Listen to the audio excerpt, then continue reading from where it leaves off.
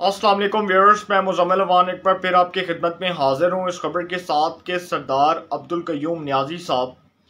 जो आज़ाद जम्मू कश्मीर की कानून साज असम्बली के 13वें वज़ीर आज़म मुंतखब हुए थे, उनके खिलाफ तहरीक अदम एतमाद आई और उन्होंने तहरीक अदम एतमाद से कबल इस्तीफ़ा दे दिया, जिसके बाद आज़ाद जम्मू कश्मीर की कानून साज असम्बली के 14वें वज़ीर आज़म मुंतखब हुए सरदार तनवीर इलियास साहब। सरदार तनवीर इलियास साहब जो हैं वो इमरान खान साहब के बहुत क्लोज भी कंसीडर किए जाते हैं। इमरान खान साहब के एटीएम भी कंसीडर किए जाते हैं, बिल्कुल ऐसे ही जैसे जहांगीर तरीन और अलीम खान किसी वक्त में इमरान खान साहब के एटीएम कंसीडर किए जाते थे। ऐसे ही सरदार तनवीर इलियास साहब जो हैं ये एक बहुत अमीर तरीन, बहुत ही रिचेस्ट किस्म के पर्सन है, बहुत अमीर ज़ाते आप कह सकते हैं कि इंसान है। और इमरान खान साहब के साथ जो इनका एक ताल्लुक है वो इस बेस पर है कि ये इमरान खान साहब के एक बहुत क्लोज एटीएम कंसीडर किए जाते हैं। अब जो सरदार तनवीर इलियास साहब हैं, इन्होंने जी जिनको इमरान खान साहब ने नॉमिनेट किया था अब्दुल कयूम नियाज़ी साहब को,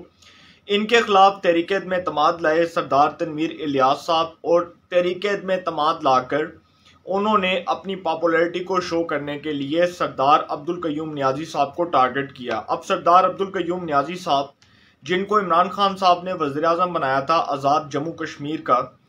उनके खिलाफ जब ये सारा एक प्रोपेगेंडा हुआ, जब ये सारा कुछ उनके खिलाफ ये चल रहा था तहरीक अदम एतमाद का प्रोसेस, तो उन्होंने अपने वज़रा को बरतरफ कर दिया, 2 से 3 वज़रा को बरतरफ कर दिया। जिसके बाद सरदार तनवीर इलियास साहब जो हैं उन्होंने जब ये पूरी डेवलपमेंट्स में जब उन्होंने तेज़ी लाने की कोशिश की, तो उसके बाद अब्दुल कयूम नियाज़ी साहब जो हैं उन्होंने अपने ओहदे से रिज़ाइन कर दिया। अब सरदार तनवीर इलियास साहब जो हैं वो बिला मुकाबला आज़ाद जम्मू कश्मीर की कानून साज असम्बली के वज़ीर आज़म मुंतखब हो चुके हैं और उनके बिला मुकाबला वज़ीर आज़म मुंतखब होने के बाद लोग बहुत से ये क्वेश्चंस कर रहे हैं कि मुस्लिम लीग नून और पाकिस्तान पीपल्स पार्टी ने आज़ाद जम्मू कश्मीर की कानून साज असम्बली में कायदे-ए-वान का इंतखाब क्यों नहीं लड़ा? क्या उनके पास पॉपुलैरिटी नहीं थी, उनके पास मेजॉरिटी नहीं थी, वो अपनी अक्सरियत को साबित करने में नाकाम हुए? ये बहुत से सवालात उठ रहे हैं, इसके ऊपर तो बात करेंगे। लेकिन सरदार तनवीर इलियास साहब जो हैं, इससे पहले मैं आपको ये बात करता जाऊँ कि गुज़श्ता साल कानून साज असम्बली के 12वें आम इंतखाबात की सूरत में सरदार तनवीर इलियास साहब और बैरिस्टर सुल्तान महमूद चौधरी साहब, 2 शख्सियात जो हैं वो वज़ारत उज़्मा के लिए सामने आई थी और दोनों के दरमियान एक कशमकश हुई। और दोनों के दरमियान जो कशमकश थी उसके बाद इमरान खान साहब ने सरप्राइज़ दिया, और वो सरप्राइज़ ये था कि उन्होंने एक तीसरे बंदे को, जिसका नाम भी नहीं था, जिसका कोई नाम भी नहीं ले रहा था, उस अब्दुल कयूम नियाज़ी नामी शख्स को वज़ीर आज़म आज़ाद जम्मू कश्मीर नामजद कर दिया। उसको वहाँ पर कायदे-ए-वान के लिए उसकी नामजदगी को यकीनी बनाया, उसके इंतखाब को यकीनी बनाया। और ये एक बड़ा जो है ना, एक बड़ा आप कह सकते हैं कि एक हैरान कुन मरहला था जब सरदार अब्दुल कयूम नियाज़ी साहब वज़ीर आज़म बने आज़ाद जम्मू कश्मीर के। तो सरदार तनवीर इलियास साहब और बैरिस्टर सुल्तान महमूद चौधरी साहब जो हैं वो दोनों एक दूसरे का मुंह देख रहे थे और दोनों हैरान हो गए कि इमरान खान साहब ने कैसा सरप्राइज़ दिया कि एक तीसरे शख्स को नॉमिनेट कर दिया, उसको जो है उसका इंतखाब किया और हमें जो है वो साइडलाइन कर दिया। लेकिन ऐसा नहीं हुआ। बैरिस्टर सुल्तान महमूद चौधरी साहब जो साबिक वज़ीर आज़म भी रहे आज़ाद कश्मीर के, और मुत्तद बार जो है वो आज़ाद जम्मू कश्मीर की कानून साज असम्बली के मेंबर भी रहे। पहले वो पाकिस्तान पीपल्स पार्टी में हुआ करते थे। तो उनको जी इमरान खान साहब ने सदर रियासत आज़ाद जम्मू कश्मीर बना दिया।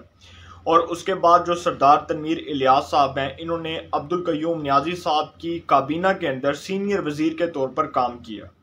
अब ये कुछ देर वज़ीर आज़म रहने के बाद सरदार अब्दुल कयूम नियाज़ी साहब के ख़िलाफ़ जो एक तहरीक अदम एतमाद आई, जिस तरह वफाक में हमारे पाकिस्तान में वज़ीर आज़म इमरान खान साहब के ख़िलाफ़ एक नो कॉन्फिडेंस मोशन की मूव आई, इसी तरह सरदार तनवीर इलियास साहब जो हैं वो अब्दुल कयूम नियाज़ी साहब के ख़िलाफ़ तहरीक अदम एतमाद लेकर आए। और उस तहरीक अदम एतमाद से कबल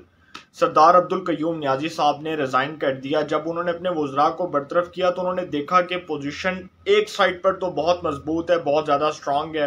और अब्दुल कयूम नियाज़ी साहब ने ये देखकर रिज़ाइन कर दिया। जबकि वो पहले ये स्टेटमेंट दे रहे थे कि वो रिज़ाइन नहीं करेंगे, वो इमरान खान साहब के ओबीडियंट हैं, उनके ताबेदार हैं, जो इमरान खान साहब हुक्म देंगे लेकिन वही होगा। लेकिन उनको नहीं पता था कि इस वक्त जो है साबिक वफाकी वज़ीर अमूर कश्मीर अली अमीन गंडापुर साहब जो हैं वो सरदार तनवीर इलियास साहब से मिले, और उस मुलाकात में उन्होंने, आप देख सकते हैं कि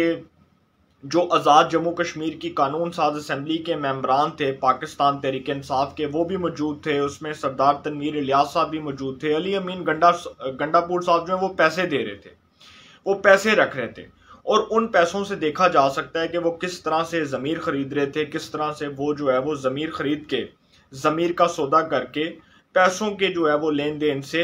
वोट भी खरीद रहे थे, ताकि अदम तमाद जो है वो कामयाब हो चुकी है, उसके बाद जी सरदार तनवीर इलियास साहब जो है वो वज़ीर आज़म बन जाए। लेकिन ये एक बड़ा प्रॉब्लम वाला आगे जो है वो एक प्रोसेस स्टार्ट होने जा रहा है आज़ाद कश्मीर के अंदर, वो तो मैं आपको बाद में बताऊंगा। लेकिन इस वक्त जो आज़ाद कश्मीर की सूरत हाल है,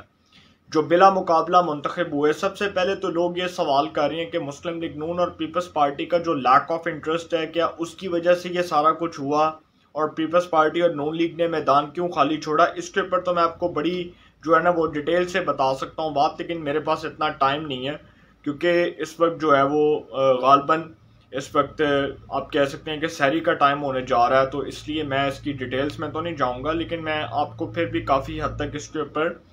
कन्विंस करने की कोशिश करूंगा। इसमें प्रॉब्लम ये था कि जी आज़ाद कश्मीर की जो कानून साज असम्बली है,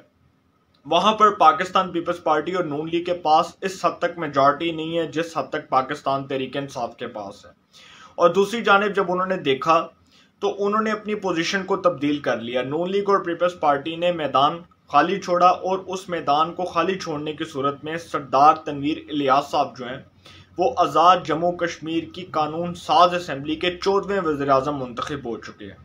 और वो बिला मुकाबला वज़ीर आज़म मुंतखब हो चुके हैं। उनके मुकाबले में कोई कैंडिडेट नहीं था। लेकिन अब आगे क्या होने जा रहा है इसके ऊपर बात बताने जा रहा हूँ। आगे जो चौधरी यासीन साहब हैं, लतीफ़ अकबर साहब हैं और राजा फ़ारूक हैदर साहब हैं, ये अब एक कोशिश कर रहे हैं आज़ाद कश्मीर की कानून साज असम्बली में कि किसी तरह पाकिस्तान तहरीक इंसाफ के अरकाने जो है वो अरकान असम्बली को अपने साथ में लाया जाए, और उसके बाद जब पूरा प्रोसेस जो है उसके अंदर जब उनको कामयाबी मिल जाएगी, जब हर किस्म की डिमांड्स को मान लिया जाएगा, तो फिर सरदार तनवीर इलियास साहब का बचना बहुत मुश्किल हो जाएगा। लेकिन एक और बात मैं आपको बाद में बताऊंगा कि सरदार तनवीर इलियास साहब कैसे फंस चुके हैं,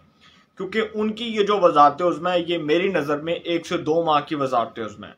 और ये मज़ीद इस ओहदे पर सर्वाइव नहीं कर सकते। उसकी भी मैं आपको बुनियादी रीज़न बताऊंगा कि वो क्यों नहीं कर सकते और क्या वजह है, वो अपने ओहदे पर मज़ीद जो है वो सर्वाइव क्यों नहीं कर सकते। इसकी मैं आपको बड़ी इंपॉर्टेंट जो है आगे जाकर बात बताऊंगा। लेकिन इस वक्त जो आज़ाद कश्मीर के अंदर जो एक पूरा पॉलिटिकल सिनेरियो है, वो सरदार तनवीर इलियास साहब के हक में उस वक्त था जब अदम तमाद के लिए तहरीक जमा हुई, और उसके बाद वो बिला मुकाबला वज़ीर आज़म मुंतखब हुए। लेकिन अब पोजीशन फिर एक बार तब्दील हो चुकी है, और वो इसलिए तब्दील हो चुकी है कि अब की बात जो इनके अपने अरकान असम्बली हैं तहरीक इंसाफ के, अरकान असम्बली आज़ाद कश्मीर की कानून साज असम्बली के, उनके साथ राब्ते हो रहे हैं मुस्लिम लीग नून के और पीपल्स पार्टी के। मैंने आपको बताया कि चौधरी यासीन, लतीफ़ अकबर साहब, राजा फ़ारूक हैदर साहब और इस किस्म के जो सीनियर पार्लियामेंटेरियंस हैं आज़ाद कश्मीर की असम्बली के, उनके जी राब्ते हो रहे हैं अब पीपल्स पार्टी के और मुस्लिम लीग नून के तहरीक इंसाफ के अरकान के साथ। और तहरीक इंसाफ के अरकान के साथ जो राब्ते हो रही हैं उसमें हर किस्म की डिमांड्स को कबूल करने की भी बात की जा रही है। और एक और बड़ा प्रॉब्लम जो अब सरदार तनवीर इलियास साहब के खिलाफ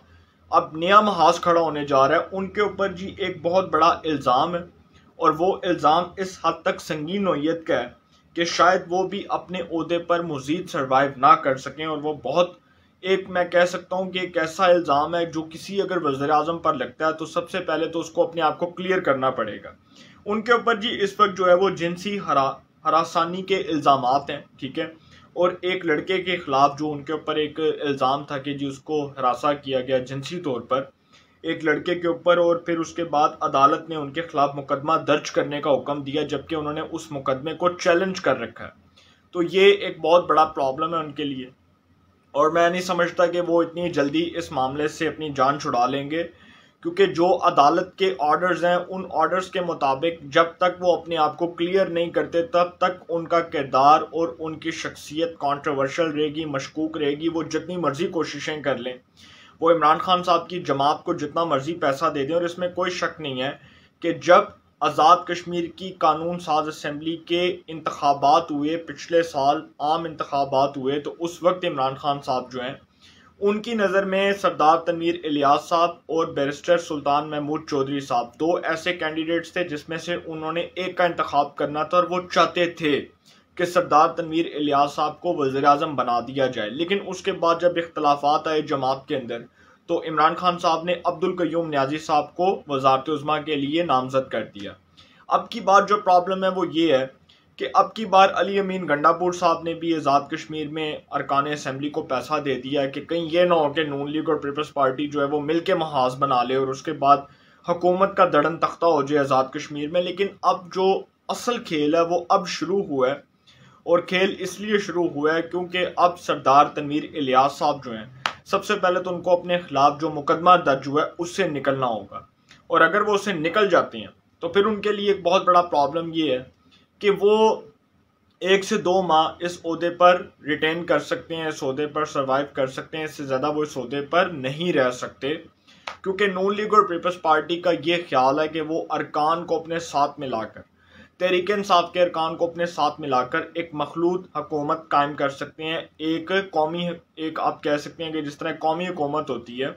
बिल्कुल इस तर्ज की एक मखलूत हुकूमत बना सकते हैं, मिलकर बना सकते हैं, और उसमें पाकिस्तान पीपल्स पार्टी डेफिनेटली अपना कैंडिडेट लेकर आएगी, क्योंकि सेकंड नंबर पर पाकिस्तान पीपल्स पार्टी है आज़ाद कश्मीर की असम्बली में, दूसरे नंबर पर सबसे ज़्यादा उनकी जो है वो नशस्तें हैं।